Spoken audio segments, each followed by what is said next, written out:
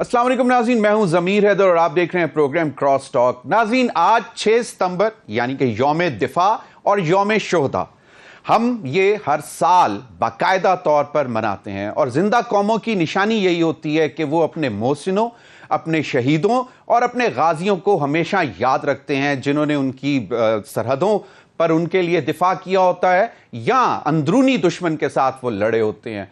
तो ये यौम शुहदा और यौम दिफा पाकिस्तान के लिए एक इंतहाई अहम दिन है और हम ये समझते हैं कि तमाम पाकिस्तानियों को एक अपनी अफवाज पाकिस्तान पर और जो हमारे लॉ एनफोर्सिंग जो दीगर इदारे हैं उनके ऊपर फख्र करना चाहिए और शुहदा को हर वक्त याद करना चाहिए। नाज़रीन, सियासी मामलात चल रहे हैं। PMLN की तरफ से बाकायदा सीरियसली अब ये बात सामने आ गई है कि वो मुज़ाकरात करना चाहते हैं तमाम सियासी जमातों से बशमूल पाकिस्तान तहरीक इंसाफ।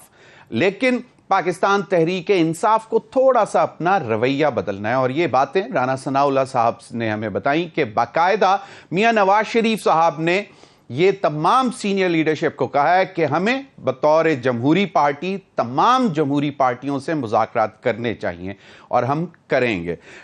यकीनन मुल्क जिन हालात से गुजर रहा है, सियासी अदम इस्तेहकाम है, मौशी अदम इस्तेहकाम है, जो कि पाकिस्तान के लिए मेरे ख्याल में बेहतर नहीं है और इसके लिए PMLN की ये कोशिश जो है इसको सराहना चाहिए और तमाम सियासी जमातों को बात करनी चाहिए।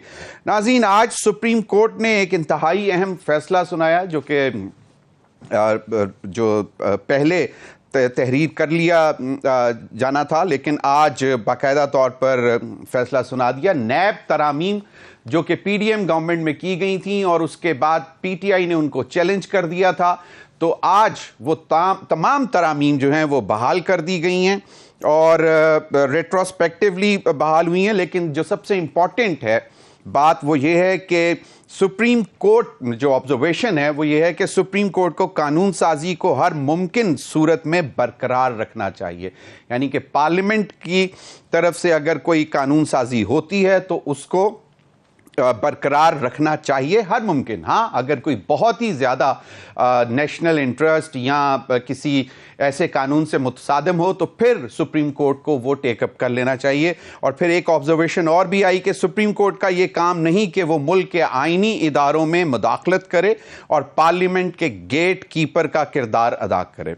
तो नाज़रीन, ये एक इंतहाई अहम डेवलपमेंट है क्योंकि पहले कहा गया था कि जो अमेंडमेंट्स हुई थी नैब एक्ट में उसकी वजह से बहुत से लोगों को फ़ायदा हुआ था, तो PTI ने उसको चैलेंज किया था, तो अब वो बहाल हो गई हैं। अब देखना ये है कि क्या ये पर्सन स्पेसिफिक हैं, बाकायदा किसी को फ़ायदा मिलेगा या किसी को नुकसान होगा, इस पर भी बात करेंगे। नाज़रीन, मौलाना फजलुर रहमान साहब ने बड़ी शानदार तकरीर की, आप सब ने सुनी। मौलाना फजलुर रहमान साहब ने वाज़े तौर पर यह कहा है कि जनाब, चाहे ये फॉर्म 45 की हुकूमत है या फॉर्म 47 की, हमें सबको यही तस्लीम करना है कि ये हुकूमत है और इसी हुकूमत से बातचीत होगी।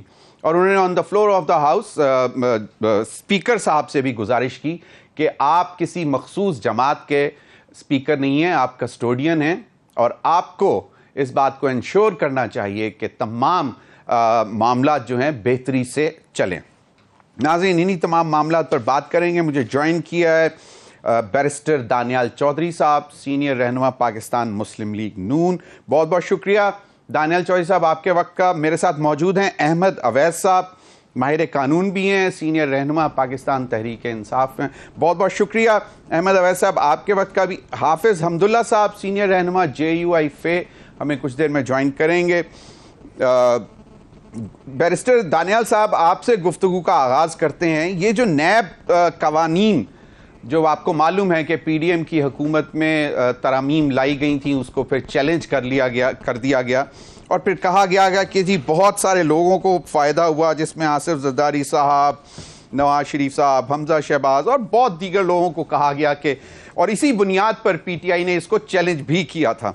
तो आप क्या समझते हैं कि ये आज एक अच्छा फैसला आया है सुप्रीम कोर्ट की तरफ से کیونکہ بہت سارے معاملات میں بانی P T I Imran Khan صاحب یہ کہہ رہے تھے کہ جی قاضی فائز عیسیٰ صاحب کو ہمارے جو کیسز ہیں ان میں نہیں بیٹھنا چاہیے. بسم اللہ الرحمن الرحیم. تھینک یو زمیر صاحب فار ہیونگ می آن دا شو. میں اگر اس کا جواب اس طرح شروع کروں کہ یہ جو نیب کی کالا قانون ہے اس کی جو سزائیں ہیں ہم نے تو اپنی پوری کر لی.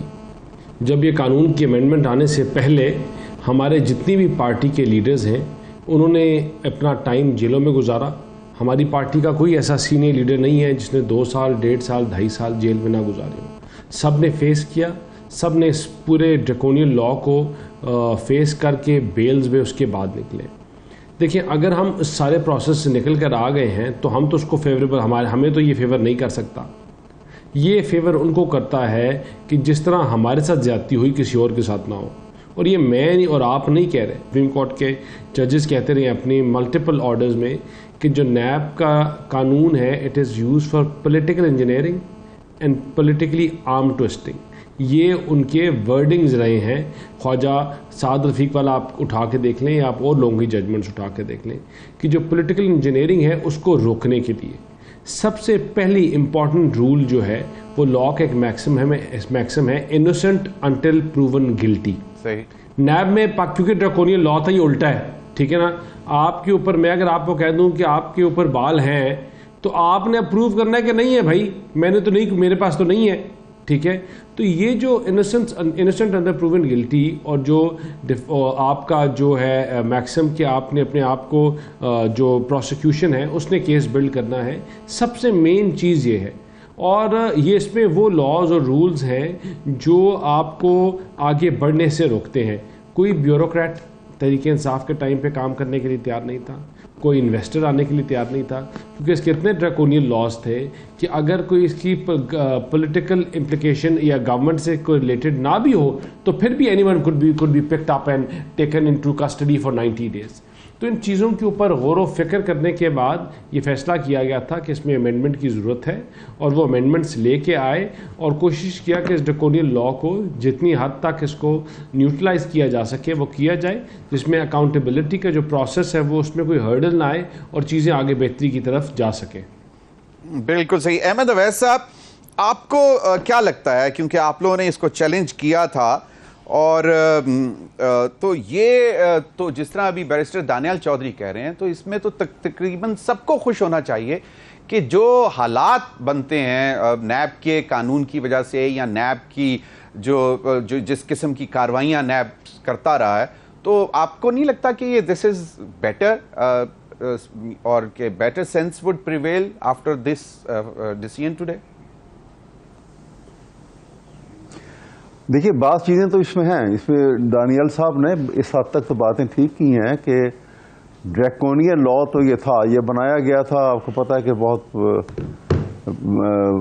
بیسیکلی تو نواز شریف کے زمانے میں ہی بنایا گیا تھا. پھر اس کے بعد جب پرویز مشرف آ گئے تو پرویز مشرف نے پھر یہ آرڈیننس جو ہے یہ اس کو دوبارہ سے ریوزٹ کیا گیا, اس کو لے کر آئے, اور پھر وہ اس کے بعد اس میں کوئی تبدیلیاں نہیں آئیں کہ کوئی پروویژن جو ہے بیل کی نہیں تھی اس کے اندر.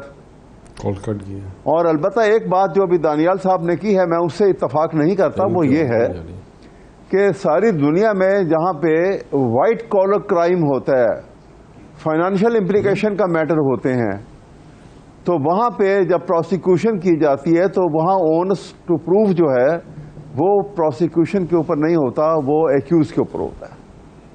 اور یہ اس میں بھی تھا, یہ غلط ہے. یہ یہاں پہ جو ہے انہوں نے جو وہ اس کو جنرل لا کے مطابق اس کو جو انہوں نے اس میں پیدا کر دیا ہے یہ بائی امینڈمنٹ, یہ میں سمجھتا ہوں یہ مناسب نہیں ہے, کیونکہ یہ پروف کرنا جو ہے یہ مشکل ہوگا, کیونکہ جب بھی وائٹ کالر کرائم ہوتا ہے تو اس کے اندر بہت ساری ایسی امپلیکیشن, ایسی سوفسٹیکیشن ہوتی ہیں کہ اس کو پروسیکیوشن کے لیے پرائما فیشائی تو وہ اس تمام چیزیں لے کر آتے ہیں, لیکن الٹیمیٹلی پروف کرنا جو ہے وہ ایکیوز کا کام ہوتا ہے, اپنے آپ کو انوسنٹ ثابت کرنا.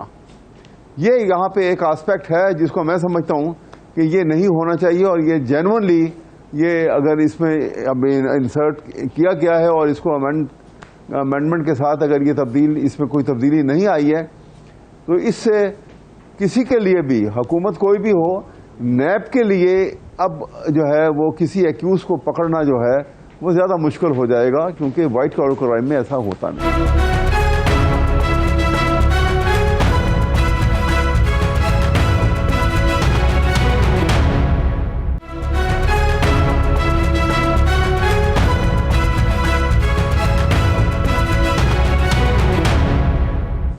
بالکل صحیح احمد اویس صاحب, لیکن ٹھیک ہے اونس جو ہے وہ اس گلٹی جو بھی جس کے خلاف کیس ہے اسی کو پروف کرنا ہے, لیکن آپ کو کیا لگتا ہے کہ اسپیسیفکلی اب یہ جو ترامیم بحال ہوئی ہیں ان سے فائدہ ہوگا پی ٹی آئی کو یا نقصان ہوگا, جو کیسز ہیں ابھی بانی پی ٹی آئی کے؟ نہیں, I don't think P T I کو تو اس سے کوئی نقصان نہیں ہوگا. مجھے نہیں لگتا کہ پی ٹی آئی کے جو عمران خان کے اوپر جو کیسز اس وقت پینڈنگ ہیں وہ یہ ان ترامیم سے ان کو کوئی نقصان تو نہیں مجھے لگتا ہوگا. یہ تو صحیح ان کے بھی سب کے بینیفٹ میں جاتا ہے, اس لحاظ سے ان کو بھی بینیفٹ ملے گا اس کا. انہوں نے فلائٹ کروائی. صحیح. حافظ حمداللہ صاحب ہمیں اسٹوڈیو میں جوائن کر چکے ہیں, بہت بہت شکریہ حافظ صاحب آپ کے وقت کا. حافظ حمداللہ صاحب, آج سپریم کورٹ کا فیصلہ آیا ہے, جو نیب ترامیم تھیں جو ان کو بحال کر دیا گیا ہے, جو کہ چیلنج کی گئی تھیں جو پی ڈی ایم گورنمنٹ میں, اور اس وقت پی ڈی ایم کو مولانا فضل الرحمان صاحب ہیڈ کر رہے تھے, پچھلی جو پی ڈی ایم کی حکومت تھی. تو آپ کو لگتا ہے, کیونکہ اس میں پھر بہت سی چیزیں سامنے آئی تھیں کہ جی وہ جو ترامیم آئی تھیں اس سے بہت سے لوگوں کو فائدہ ہوا, مستفید ہوئے, جس میں بہت ساری پولیٹیکل لیڈرشپ بھی تھی, تو آپ کو یہ لگتا ہے کہ یہ اب اسی طرح معاملات بہتری کی طرف چلیں گے کہ ٹھیک ہے جو قانون جس کو کالا قانون کہا جاتا تھا, ڈریکونین لا کہا جاتا تھا, اب اس میں جو ترامیم ہیں اس سے ابھی بیرسٹر دانیال چوہدری صاحب سینئر رہنما پاکستان مسلم لیگ نون کے, ان کا یہ خیال تھا کہ بہت سارے ایسے اس میں قانون تھے جس کی وجہ سے انویسٹمنٹ نہیں آ رہی تھی, آپ کی بیوروکریسی ڈرتی تھی کام کرنے سے, تو پھر تو ویلکم کرنا چاہیے اس فیصلے کو. بسم اللہ الرحمن الرحیم, بہت شکریہ. دیکھیے میرے ادر صاحب, جہاں تک نیب ہے یا نیب کے قوانین ہیں, مجھ سے اس وقت سوال کرے نیب کی قوانین میں ترامیم سے کہ مجھ سے نیب کے بارے میں پوچھئے کہ جمعیت علماء اسلام کا نیب کے بارے میں موقف کیا ہے. صحیح. جس کی حکمرانی میں نیب کے ادارے نے جنم لیا ہے, ہم نے اس کو بھی نہیں مانا, ڈکٹیٹر کو, اس کے حکمرانی کو بھی تسلیم نہیں کیا. صحیح. انہوں نے نیب کا ادارہ جو بنایا اس کو بھی ہم نے اس وقت بھی مسترد کیا تھا, تسلیم نہیں کیا تھا, اور ہم اس وقت بھی کہتے تھے کہ یہ سیاستدانوں سے انتقام لینے کے لیے ایک ادارہ ہے. لیکن حافظ حمداللہ صاحب, مجھے ابھی بیرسٹر احمد اویس صاحب نے بھی اس بات کا ذکر کیا, میں تھوڑا سا چاہتا ہوں کہ آپ بھی اگر غلط ہوں میں تو مجھے اس کی تصحیح کر دیجئے گا, کہ یہ پہلے تو اگر آپ کو یاد ہو سیف الرحمان صاحب پی ایم ایل این کے دور میں, جن کو پھر احتساب الرحمان بھی کہا گیا, اس وقت بنا تھا پیپلز پارٹی کو. خیر اس نے بنایا تھا, اس کو ایکٹیویٹی کس نے دیا اور مؤثر اور مضبوط کس نے بنایا؟ بالکل ٹھیک ہے, وہ مشرف صاحب کے دور میں پالا پوسا انہوں نے, صحیح, جس نے بھی بنایا تھا انہوں نے اسی نیب کو استعمال نہیں کیا. صحیح. پی ایم ایل این سے پی ایم ایل کیوں بنایا؟ پارٹیوں میں پارٹیاں بنائی, نئی پارٹیاں انہی کے ذریعے تشکیل دی, سیاسی انجینئرنگ اسی کے ذریعے ہوئی, انتقام سیاستدانوں سے اسی لیے اس کے ذریعے لیا گیا. تو اس کو پوری طرح جڑ سے اکھاڑ دیں, ختم کر دیں. تو اسی لیے میں نے کہا جمعیت علماء اسلام کے پاس وہ اکثریت ہے نہیں کہ جمعیت علماء اسلام اس ادارے کو, نیب کو سمندر برد کرے. اگر جمعیت علماء اسلام کی حکومت ہوتی, جمعیت علماء اسلام کے پاس اکثریت ہوتی, تو میرے خیال میں آج نیب کا ادارہ کام تو کیا نام کا نیب ادارہ نہ ہوتا. تو ایک بات. دوسری بات یہ ہے کہ جن پارٹیوں کی حکومت آئی ہے ایک کے بعد دیگرے, 2002 کے بعد 2008-13 تک پیپلز پارٹی کی حکومت تھی, اور 13 سے پھر 18 تک پی ایم ایل این کی حکومت تھی, دونوں کے پاس اکثریت تھی. تو لہٰذا ان کی جو چارٹر آف ڈیموکریسی ہے اسی میں بھی انہوں نے نیب کی مخالفت کی ہے. اب سوال پیپلز پارٹی سے اور پی ایم ایل این سے ہونا چاہیے کہ آپ لوگوں نے چارٹر آف ڈیموکریسی میں نیب کے ادارے کے خاتمے کا فیصلہ کیا تھا. احتساب کا ایک ایسا ادارہ ہونا چاہیے جو آزاد اور خود مختار ہو اور آزادی اور خود مختاری کے ساتھ احتساب کرے, سیاسی انجینئرنگ کے لیے نہیں, انتقام کے لیے نہیں. تو پھر پیپلز پارٹی نے اپنے دور حکومت میں کیوں اس ادارے کا خاتمہ نہیں کیا؟ تو حافظ حمداللہ صاحب اس کی ضرورت کیوں پیش آئی؟ ایف آئی اے تھی, پولیس تھی, عدالتیں موجود تھیں, سب. میں بات پوری کر لوں. پی ایم ایل این کی حکومت آئی, انہوں نے بھی اس ادارے کو ختم نہیں کیا. مجھے یاد ہے جب میں سینٹ میں تھا, ایک کمیٹی بھی پارلیمنٹ کے اندر سینٹ میں, اور اس میں یہی فیصلہ ہونا تھا کہ نیب کے ساتھ ہم نے کیا کرنا ہے. لیکن اس وقت پیپلز پارٹی کی طرف سے فرحت اللہ بابر بھی اس کمیٹی کے ممبر تھے. انہوں نے احتجاجاً اس کمیٹی سے ریزائن دی, استعفیٰ دیا. انہوں نے کہا کہ میں اس کا حصہ نہیں بنوں گا کیونکہ یہ نیب ختم کرنے کا ارادہ نہیں رکھتے ہیں, ہم رکھتے ہیں ہمارے پارلیمانی کمیٹی. تو اس کو آپ نے کہا کہ بنایا کس مقصد کے لیے بنایا گیا ہے؟ اسی مقصد کے لیے بنایا گیا ہے کہ اس کو سیاستدانوں کے خلاف استعمال کریں. نہیں تو سیاستدان بھی تو دوسرے سیاستدانوں کے خلاف استعمال. میں تو یہی کہہ رہا ہوں نا, میں تو یہی کہہ رہا ہوں کہ اس تالاب میں پھر سارے گندے ہیں نا. صحیح. میں تو یہ نہیں کہہ رہا ہوں کہ میں اپنے آپ کو فرشتہ ثابت کرنے کی کوشش کرتا ہوں. میں نے تو یہی کہا کہ چارٹر آف ڈیموکریسی میں یہی فیصلہ ہوا کہ اس کو ختم کریں گے. لیکن نہ پی ایم ایل این نے اس کو ختم کیا, نہ پی پی نے ختم کیا, بلکہ دونوں پارٹیوں نے ہر وقت اسی کو استعمال کیا. بالکل صحیح. حافظ حمداللہ صاحب, آپ کی مدد درکار ہے حکومت کو, بہت سی قانون سازی ایسی کرنا چاہ رہے ہیں, تو پھر مولانا صاحب مشروط کیوں نہیں کر دیتے کہ بھئی اس کو ختم کرو گے تو میں باقی مدد. نہیں, اس طرح نہیں ہے. یہ وقت گزرے تو پہلے سے, ابھی میں کیسے مشروط کروں جب ایک کیس سپریم کورٹ میں چل رہا ہے. صحیح. نہیں, اب تو فیصلہ آ گیا, ابھی تو فیصلہ آ گیا, تو اس میں تک ہی نہیں بنتا ہے کہ ہم کیا کریں. لیکن اکثریت ان کے پاس تھی. بالکل, لیکن مشورہ تو مشورہ تو دیا ہے. بالکل ہم نے مخالفت کی, آن فلور بھی ہم نے یہی بات جو آج میں کہہ رہا ہوں, اس وقت میں سینٹ میں تھا, میں نے مخالفت کی.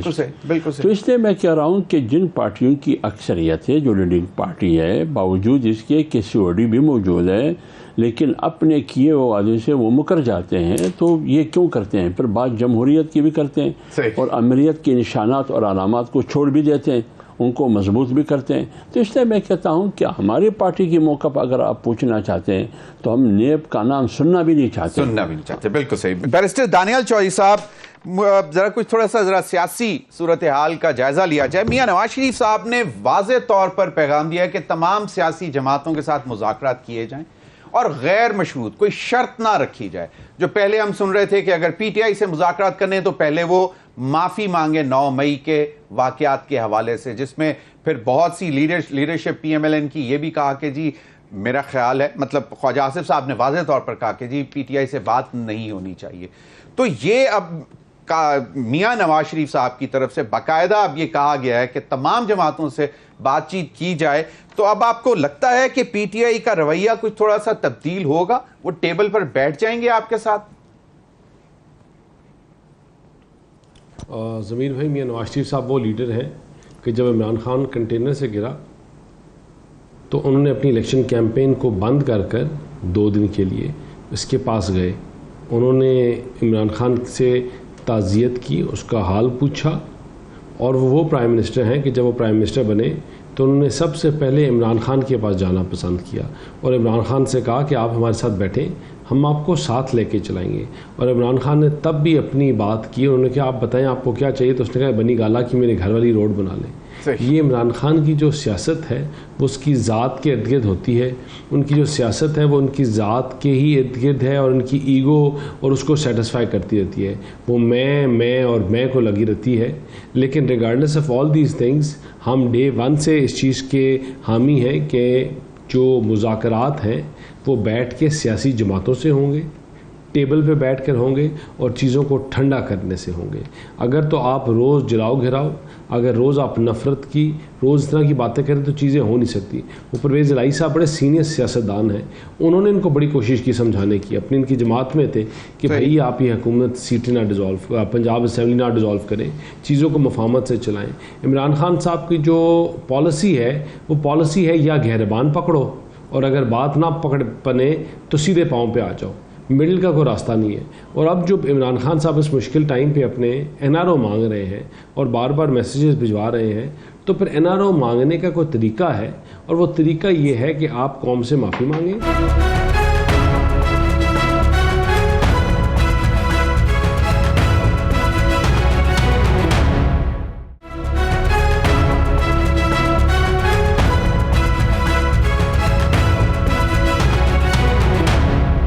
دانیال چوہے صاحب, ان کی ایک سٹیٹمنٹ چھپی ہوئی ہے, انہوں نے کہا کہ میں جیل میں مر تو جاؤں گا لیکن کسی ظالم کے آگے جھکوں گا نہیں. تو وہ یہ کیا بہت سخت لائن ہے, اور یہ سیاسی لوگوں کو تو مطلب مذاکرات تو کرنے چاہیے نا. مولانا فضل الرحمان صاحب بھی بیٹھ جائیں گے حکومت کے ساتھ بات چیت کرنے کے لیے, بات چیت کرنے میں تو کوئی حرج نہیں ہے. دیکھیں, سیاست میں جو سب سے پہلا سٹیپ ہے وہ ہے مذاکرات, بیٹھ کے ٹیبل کے اوپر, اور سب سے آخری سٹیپ بھی ہے ٹیبل پہ بیٹھ کے مذاکرات, اور پھر مذاکرات, اور جب سب مذاکرات فیل ہو جائے تو پھر مذاکرات. This is the true art of politics. اگر عمران خان صاحب اس چیز کو سمجھتے نہیں ہیں تو ان کو ہم تو نہیں سمجھا سکتے. وہ پہلوان ہیں جو ہر دفعہ اپنے وزن سے خود گرے, بار بار گرتے گئے, اور انہوں نے اس کا نقصان خالی اپنی آپ کو نہیں پہنچایا, صرف تحریک انصاف کو نہیں پہنچایا, انہوں نے پاکستان کو بچایا, پاکستان کی معیشت کو پہنچایا, اس ملک کے الائز کو پہنچایا. آپ نے نقصان جو ہے وہ سی پیک کو پہنچایا اپنی اسی میں کی وجہ سے, ہر ڈھرمی کی وجہ سے, اور جو آپ کا یہ جو آپ کی پرسنل نیچر ہے اس کی وجہ سے. لیکن regardless of all these things, دیکھیں جی جو ان کی حالات جا رہے ہیں, I don't think so that centi will prevail, اور مجھے اگلے کچھ عرصے میں ان کے اوپر چیزیں جو ہیں وہ اور خراب ہوتے ہوئے نظر آتی ہیں, ٹھیک ہوتے ہوئے نہیں آتی. 9 مئی کے واقعات کے حوالے سے معافی مانگنے کی شرط بھی رانا ثناءاللہ صاحب نے کہا کہ وہ بھی ختم ہے, ہم تو غیر مشروط بات کریں گے. آپ کا اپنا ذاتی کیا خیال ہے کہ یہ شرط رہنی چاہیے, یا کیونکہ مختلف سٹیٹمنٹس؟ دیکھیں اس میں بڑا کلیئر ہے کہ اگر آپ نے چیزوں کو آگے لے کے چلانا ہے تو آپ کسی ایز پالیسی لے کے چلیں, اور وہ پالیسی یہی ہے کہ آپ نے اس وقت اس ملک کو ان بحرانوں سے نکالنا ہے, اس دہشت گردی کی لہر سے بچانا ہے, اپنے ذاتی اختلافات اور ذاتی جو چیزیں ہیں ان کو سائڈ پہ رکھ کے پاکستان کو آگے لے کے جانا ہے. اور اس کے لیے پھر جو بھی ٹرمز ہوں, the government is ready to talk, ہم بات کرنے کے لیے تیار ہیں. لیکن اگر آپ کا اگلا حریف ہی سیریس نہ ہو, وہ جو آپ کا اگلا ہے وہی بات کرنے کے لیے تیار نہ ہو, وہی ہر بات کے اوپر جھوٹ بولے, ڈٹائی کرے اور ہر بات پہ یو ٹرن لے, تو اس کے ساتھ کیا بات کی جائے؟ بالکل صحیح. احمد اویس صاحب, واضح طور پر میاں نواز شریف صاحب جو کہ صدر ہیں اپنی جماعت کے PMLN کے, ان کے چھوٹے بھائی وزیر اعظم صاحبزادی وزیر اعلیٰ, وہ کہتے ہیں کہ غیر مشروط بات کی جائے, لیکن پھر یہ جو ہے کچھ تھوڑے سے اپنے رویے میں آپ لوگوں کو تبدیلی کرنی پڑے گی.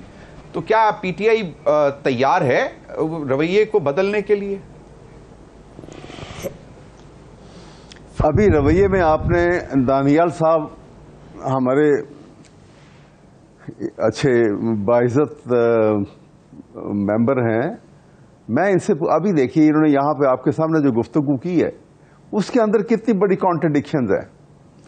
پہلے یہ بات ہوئی کہ یہ اب یہ بات چیت ہونی چاہیے, بات چیت کے دروازے بند نہیں ہونے چاہیے.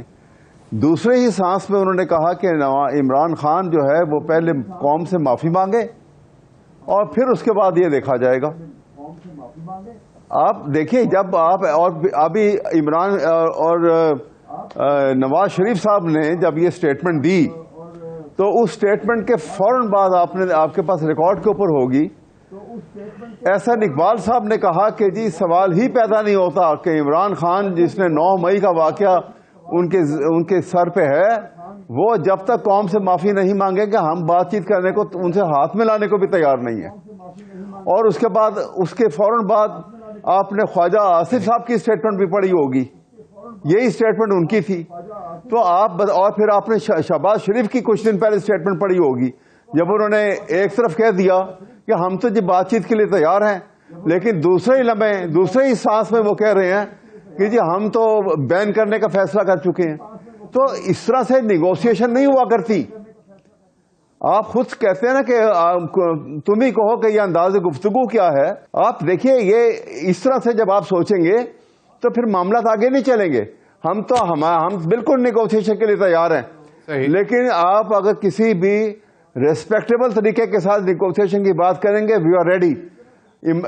آپ دیکھیے ہسٹری میں چلے جائیے ذرا, قریب کی ہسٹری میں, تو بھٹو صاحب کے جب ایجیٹیشن بہت بڑھ گئے تھے تو انہوں نے بھی ٹی او آر بنایا اور اپوزیشن کو دعوت دی کہ آؤ بیٹھ کے نیگوشیشن کریں, اور وہ نیگوشیشن الٹیمیٹلی کامیاب ہو گئی. یہ الگ بات ہے کہ کامیاب ہونے کے بعد ضیاء الحق ماشاء اللہ لے کر آ گئے. تو یہ طریقہ نہیں ہے بات کرنے کا. آپ کا کہنے کا مطلب ہے کہ دونوں سائیڈوں سے صحیح, تو اس کا مطلب ہے کہ دونوں سائیڈوں سے تھوڑا سا صبر, تحمل اور رویے میں تبدیلی دونوں سائیڈوں سے ہونا چاہیے نا. بالکل ہونی چاہیے, تبھی ہوگی نا بات چیت, اس کے بغیر تھوڑی ہوگی. بالکل صحیح, بالکل صحیح, بالکل صحیح. حافظ حمداللہ صاحب, مولانا فضل الرحمان صاحب نے جو گفتگو کی اس کا ایک چھوٹا سا حصہ ہم آپ کو سنوانا چاہتے ہیں, وہ ذرا سن لیں, پھر میں آپ سے سوال کرتا ہوں. آپ اس وقت چیئر کر رہے ہیں قومی اسمبلی کے اجلاس کو, آپ کی طرف سے واضح ہدایات جانی چاہیے کہ ایوان مضطرب ہے, ملک کے لیے پریشان ہے, اور ایوان پر اعتماد کیا جائے. ہم جیسے کیسے بھی ہیں, فارم 47 کے ہیں یا 45 کے ہیں, لیکن اب اس ایوان میں ہم بیٹھے ہوئے ہیں, جور نہ صحیح ڈیفیکٹو صحیح, لیکن انہی سے آپ نے کام لینا ہوگا. ایوان مضطرب ہے, عوام بھی مضطرب ہے, آپ کو معلوم ہے پریشانیاں ہیں, تو اسپیکر صاحب کس کو میسج دیں؟ حکومت تو سامنے بیٹھی ہوئی ہے, مولانا صاحب کو تو ان کو ایڈریس کر دینا چاہیے تھا.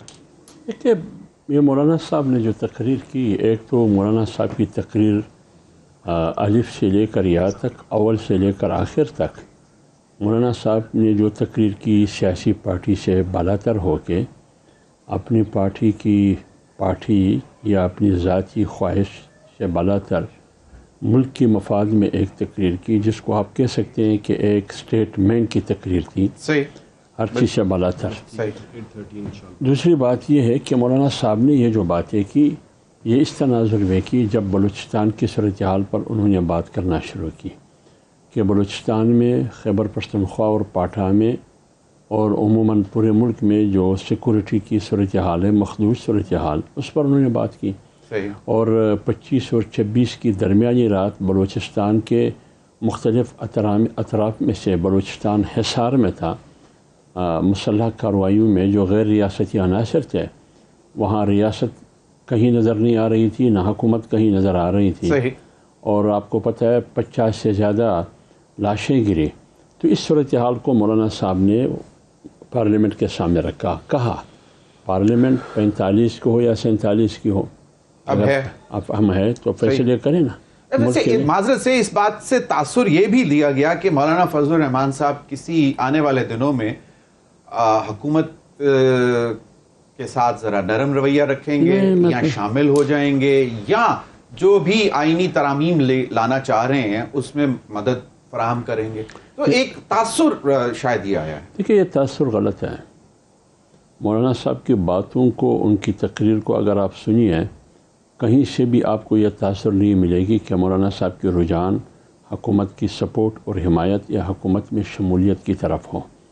مولانا صاحب اور پارٹی کا موقف بھی یہی ہے, اور مولانا صاحب کا موقف بھی یہی ہے کہ حکومت میں شامل ہونا یا حکومت کی حمایت کرنا اور مضبوط کرنا, یہ جمعیت کی علماء اسلام کے لیے سیاسی خودکشی کے مترادف ہے. لہٰذا یہ بڑی اہم ملاقاتیں ہوئیں جس میں پہلے محسن نقوی صاحب اکیلے, پھر صدر آصف علی زرداری صاحب محسن نقوی صاحب ملے, پھر وزیر اعظم ملے, اس میں بھی محسن نقوی صاحب موجود تھے. تو ایک تاثر پھر بھی آیا کہ شاید مولانا فضل الرحمان صاحب, کیونکہ تعلقات تو ہیں ان کے اچھے. دیکھیے ملاقاتوں پر کوئی پابندی نہیں ہے. خواہ وزیر داخلہ آنا چاہے, جمعیت علماء اسلام نے اور مولانا صاحب نے ان کو ویلکم کہا, احترام کی نگاہ سے دیکھا. صدر پاکستان آصف علی زرداری صاحب آئے, اور میاں شہباز شریف صاحب وزیر اعظم پاکستان آئے. جو ایک مہمان کا احترام میزبان کے لیے کرنا ضروری ہے, وہ مولانا صاحب نے کر کے دکھایا. لیکن کچھ مطالبات تو رکھے ہوں گے مولانا صاحب کے سامنے. جو بھی آصف علی زرداری صاحب کی ملاقات میں کوئی مطالبہ نہیں تھا.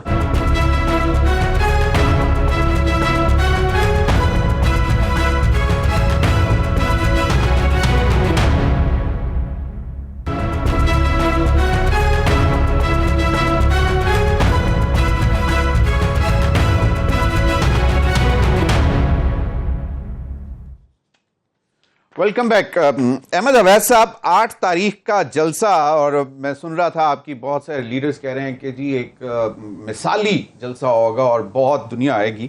تو آپ کو لگتا ہے جو آج ایک مطلب جو کیبنٹ نے قانون بھی مطلب بنا دیا ہے کہ اسلام آباد کے اندر جو ہے وہ اب جلسہ نہیں ہو سکے گا, اور اس کی شرط بہت زیادہ سخت کر دی ہیں, اور کمشنر, اور جہاں پہ اجازت بھی دی ہوگی کرنے کی اس کو بھی کمشنر صاحب جو ہے اگر وہ دیکھیں کہ کوئی سیکیورٹی تھریٹ ہے تو اس کو کینسل کر سکتے ہیں.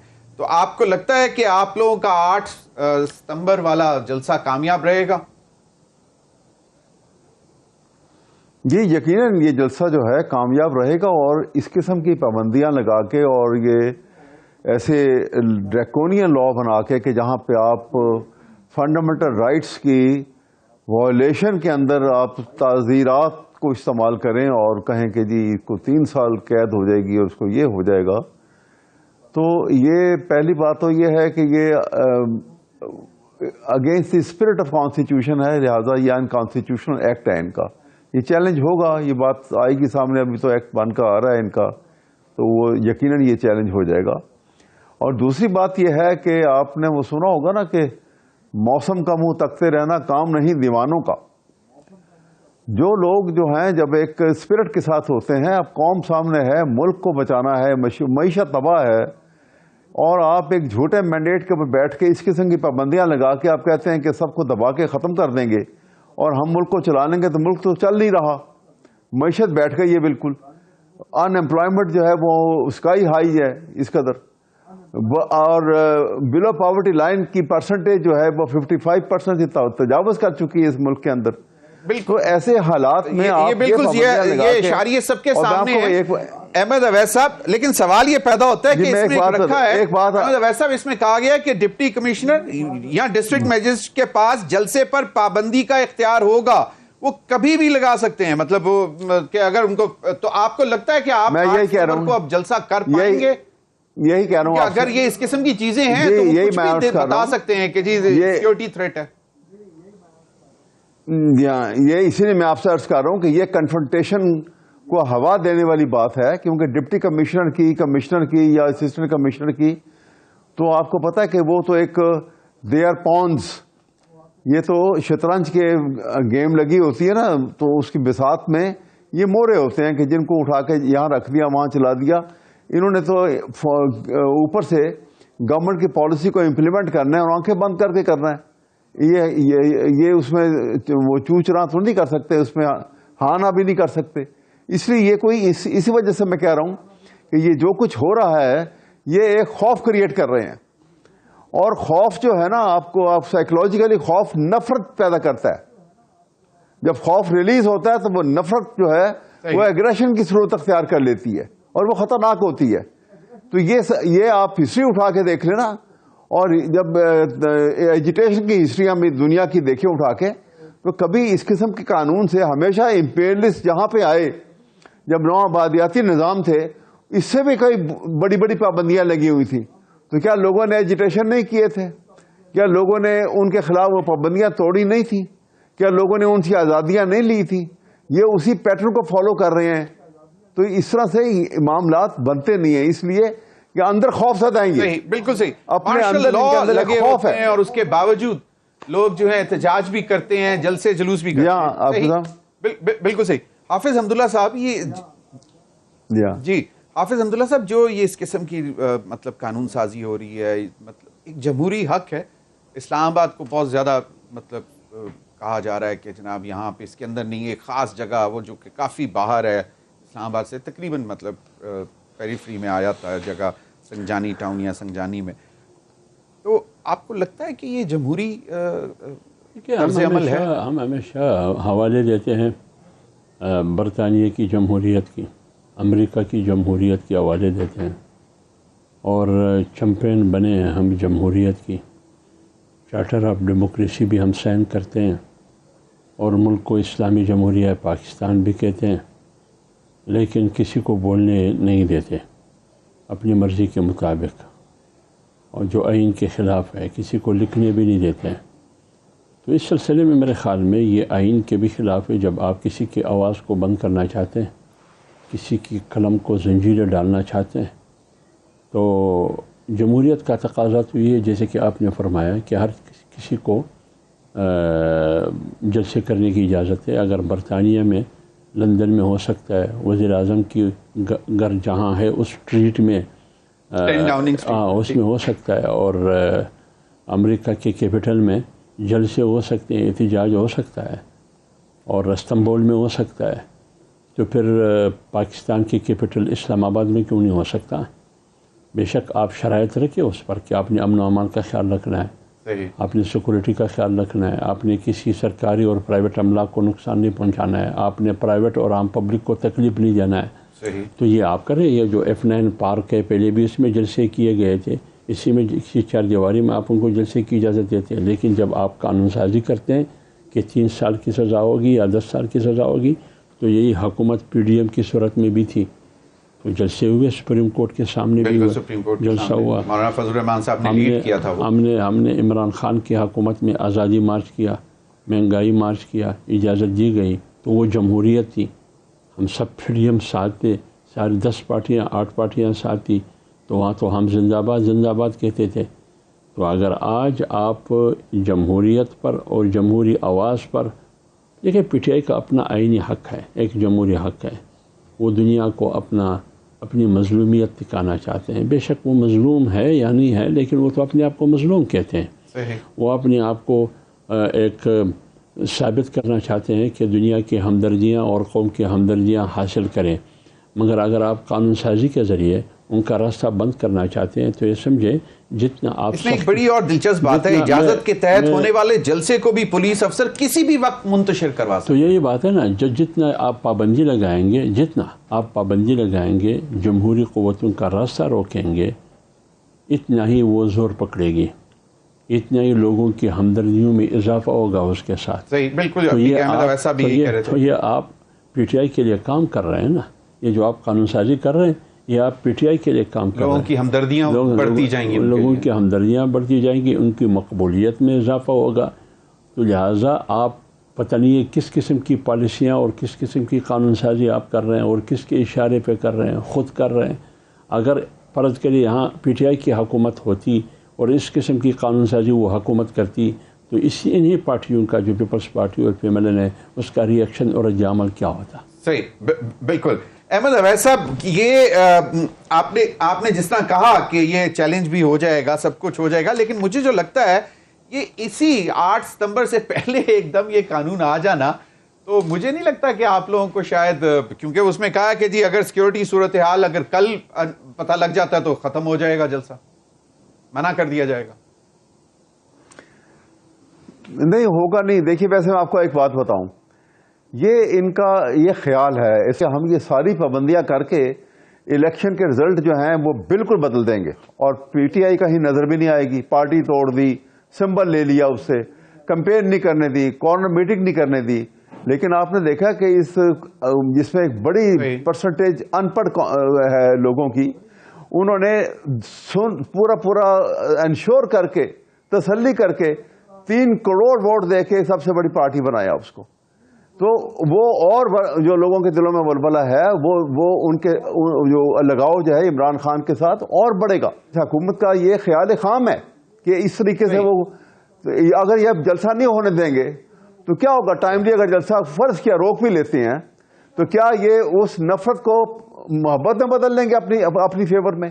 نہیں ہوگا ایسا. بالکل, جس طرح حافظ عبداللہ صاحب نے کہا کہ بیسیکلی تو آپ لوگوں کے لیے ہمدردیاں بڑھائیں گے. بالکل صحیح فرمایا. میرے پاس وقت کم ہے, میں حافظ عبداللہ صاحب سے ایک آخری سوال. حافظ عبداللہ صاحب, سنگل لائنر حل کیا ہے جو پچھلے ہم اتنے عرصے سے کرائسس دیکھتے آ رہے ہیں, 2-2.5 سال سے معاشی کرائسس, عدم استحکام, سیاسی عدم استحکام, حل کیا؟ دیکھیے ہم غلطی پر غلطی کر رہے ہیں.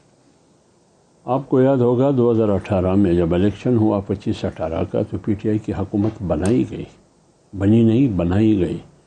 PDM 10 پارٹیوں کی صورت میں بنی. اس سے پہلے جمعیت علماء اسلام تنہا تحریک چلاتی رہی کہ یہ مینڈیٹ اوریجنل مینڈیٹ نہیں ہے, یہ الیکشن نہیں تھا, یہ سلیکشن تھا.